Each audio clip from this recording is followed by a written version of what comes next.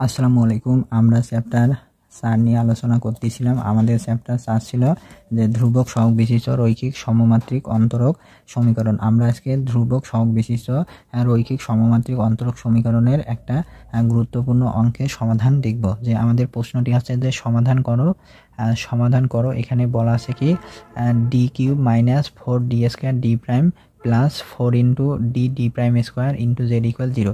তাহলে এইটা হচ্ছে আমাদের একটা ধ্রুবক সহগ বিশিষ্ট রৈখিক সমমাত্রিক অন্তরক সমীকরণ। কারণ এর আকার আছে F of D comma D prime equal F of D comma D prime into Z equal 0। এই আকারে সমীকরণ হলো আমাদের কি ধ্রুবক সহগ বিশিষ্ট রৈখিক সমমাত্রিক অন্তরক সমীকরণ। তাহলে আমরা প্রথমে এই সমীকরণ থেকে কি করব, এই সমীকরণের ডি জায়গায় বসাবো এম আর ডি প্রাইমের জায়গায় বসাবো হলো 1। তাহলে বসাইলে আমরা কি পাবো, এখানে সহায়ক সমীকরণ পাবো।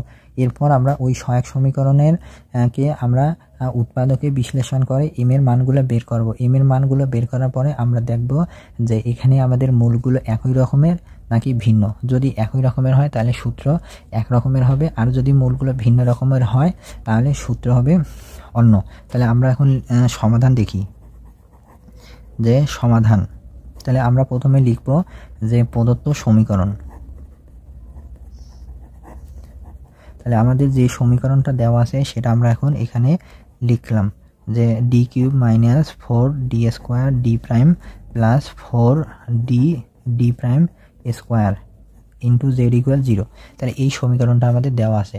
তাহলে এই সমীকরণের আমরা প্রথমে সহায়ক সমীকরণ বের করব। যে এখানে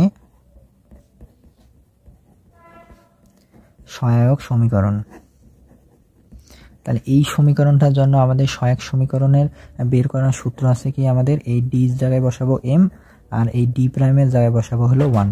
তাহলে এখানে আছে ডি কিউব, তাহলে এটা হয়ে যাবে কি এম কিউব মাইনাস এখানে আছে 4 ইন্টু এই ডি স্কোয়ার, ডি মানে কি এম তার উপর স্কোয়ার ইন্টু এই ডি প্রাইম কত 1 প্লাস 4 ইন্টু, তাহলে ডি মানে কত আমরা জানি এম আর ডি প্রাইম মানে কত 1 তার উপর স্কোয়ার ইকুয়াল 0। তাহলে এটা হলো এই সমীকরণটা সহায়ক সমীকরণ। আমরা লিখলাম ডি সমান এম আর ডি প্রাইম সমান 1 বসিয়ে, বা তাহলে m cube minus 4m square plus 4m equal 0।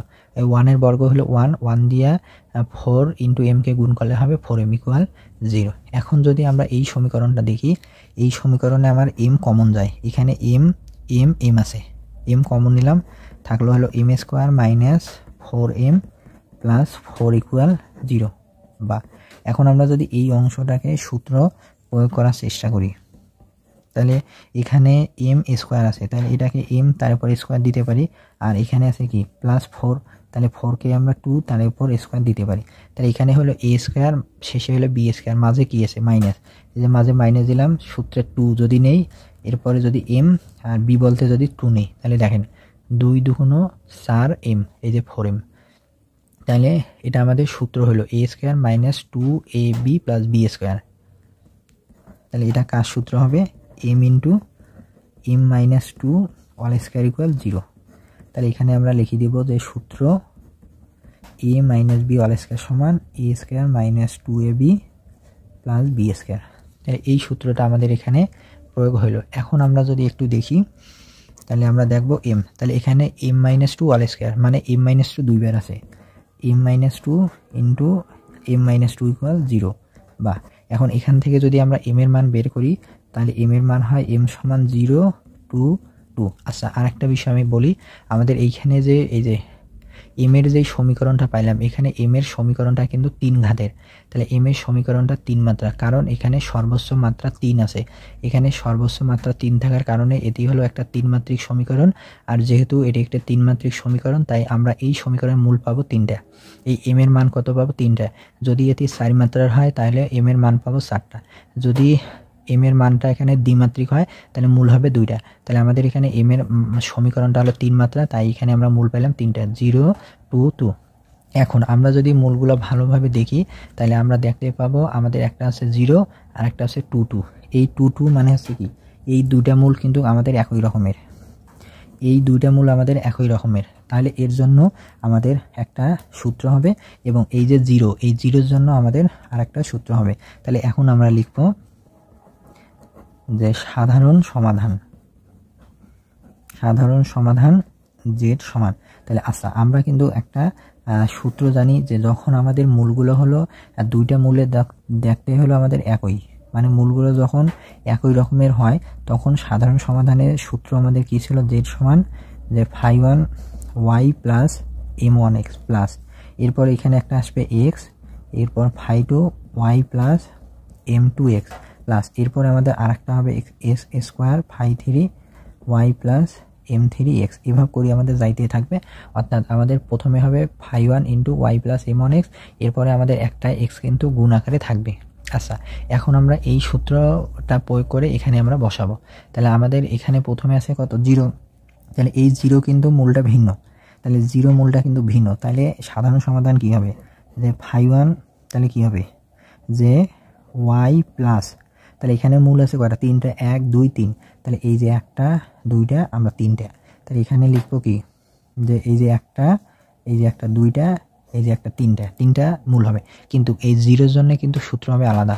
0-এর জন্য আমাদের সূত্র হবে z সমান এই যে φ1y প্লাস mx, এই সূত্রটা হবে φ1y প্লাস m1x। m1 মানে হচ্ছে কি আমাদের প্রথম মূল, তাহলে প্রথম মূলের জন্য কি হবে আমাদের φ1y প্লাস mx, তাহলে এখানে আছে কি mx, তাহলে m এর মান কত আমাদের 0, তাহলে 0 ইন্টু এক্স প্লাস, এরপরে আমাদের এই যে 2 এর জন্য হবে, তাহলে 2 মানে কত, দুইটা মূল, তাহলে দুইটা মূলের জন্য আমরা এখন এখানে দিলাম হলো φ2, তাহলে হবে y প্লাস m2x, তাহলে এখানে কত 2, তাহলে 2 ইন্টু এক্স, এই যে φ1y প্লাস m1x, মানে দুইটা মূল হলে আমাদের সূত্র হবে এরকম যে z সমান φ1y প্লাস, আচ্ছা এটাকে আমরা φ2 দিই, এটাকে যেহেতু φ1 দিছি তাই এটা φ2y প্লাস m2x প্লাস, এটা হবে φ3y প্লাস m3x।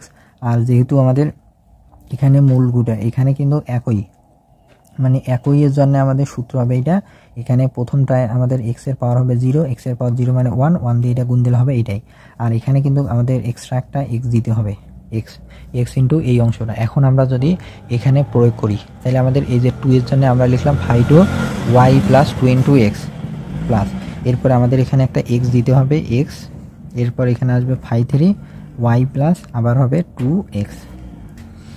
আচ্ছা, এখন আমরা যদি একটু দেখি বা z সমান, তাহলে এখানে আসছে কি φ1 আর 0 ইন্টু এক্স, মানে 0-এর সাথে x গুণ করলে হবে 0, ওই 0-এর সাথে y যোগ করলে হবে y, তাহলে কি হলো φ1y plus φ2y plus 2x plus x into φ3y plus 2x। তাহলে আমরা এই যে 0-এর জন্য আমাদের এই অংশটুকু লিখলাম, এরপরে এই দুইটা মূল দেখতে একই রকমের হওয়ার কারণে এখানে আসলে এখানে φ1 লিখছি, এরপরে φ2 লিখলাম y প্লাস mx মানে m2x, তাহলে এখানে আছে কি 2x হলো প্লাস, এরপর দুইটা মূল একই রকমের হওয়ার কারণে এখানে আমরা একটা x দেব φ3y প্লাস 2x, মানে এই যে এখানে 2 এখানে x দিলাম হলো।